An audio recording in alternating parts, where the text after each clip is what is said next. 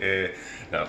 Anyway, so just recently I saw Alita Battle Angel, and it was okay. Also, one of the first times I'm doing one of these videos when it's daytime out, so I got like a half an hour before I have to get ready for work, so yeah. So I just thought I'd just hand this out. So I came into this movie not expecting much because this is a film based on an anime, an American film based on an anime, and I don't know if you know this, but those don't usually translate well to America. We've had a Speed Racer, a Dragon Ball Evolution, and a Netflix Death Note, and sorry to say it, but they were all terrible. I mean, I haven't seen the Speed Racer one, but people either like love it or they either hate it or they're okay with it.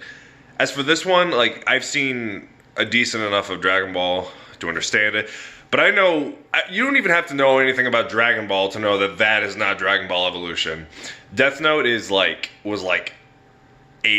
Heather's, which was weird because that's like not at all. It's nothing all like the anime. Speed Racer was weird. It was weird from what I've seen. But Alita Battle Angel was probably, honestly, it was probably like not to say that it was completely faithful, but at least represented the anime or the manga compared to everything else. That is it. Like it did it pretty well, honestly. For me, like my history with this is that I still have it here on my bookshelf here. So I started reading this like the night before I went to go see the movie, and this is awesome. This is awesome. So and then I read like the remainder on Kiss manga to see, like, I just wanted to see far enough so that I could like understand what is happening in this movie, and it was all right. Yeah, the movie itself was all right, but what I did like about it was the world. The way how they made the world look, how it translates so well to film is incredible. Really, it is. Downside to it would be like the characters and the story. Excuse me, I just had onion chips. Because like the characters, I feel like they're a little bit more compelling in the manga because there was a whole lot of mystery about Alita and there's so much you did not know about her, and that was just kind of what made her like more of an interesting character. It's like, oh, why can she do these things? Who is she? Where did she come from? Like, where did this mind come from? Where did this body and like all that stuff? It makes sense in the context of the film. But they just kind of throw it at you in the film, just kind of like some weird flash forward. Like they just took random clips and elements from the manga that are much later and just implemented them here. And some things they do kind of stretch out, like like you said, characters are like, they could have been developed more, but there were like more characters that had a little bit more interesting arcs in the manga, like I think it's like Hugo.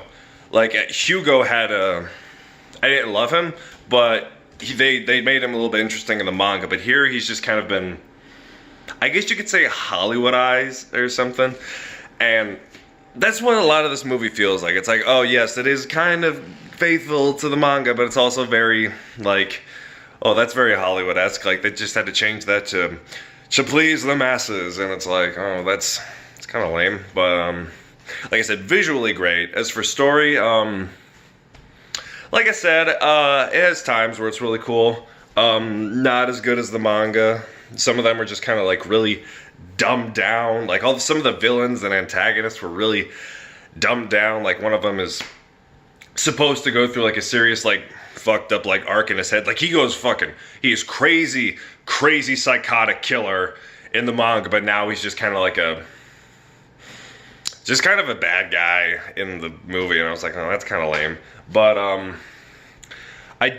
there were some things that just kind of dragged on a little too much. Like if anyone's seen the movie, there's a scene where Alita enters a sports game.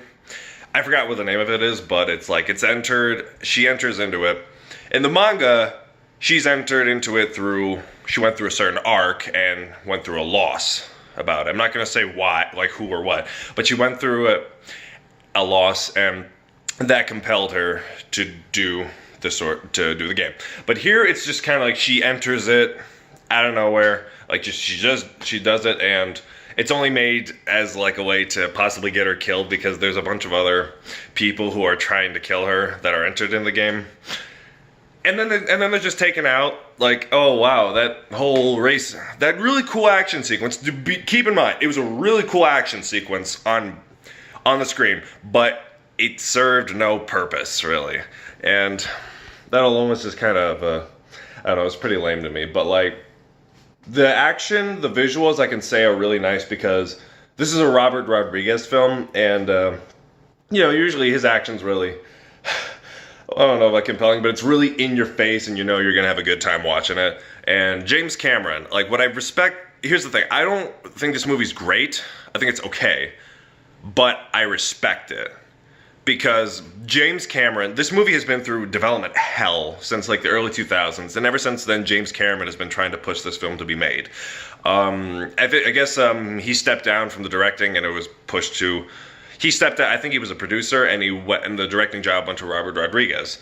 I love me some Robert Rodriguez, but this one is very much different from everything else he's done. If you've seen anything from the mid 2000s that he's done, or anything like From Dusk Till Dawn, Machete, or any of his kids films like Spy Kids, Shorts, and Shark Boy and Lava Girl, but this is his most different film, and like I said, I respect it. I don't love it, but I respect it. So for people who like anime and who like the manga, you might like this.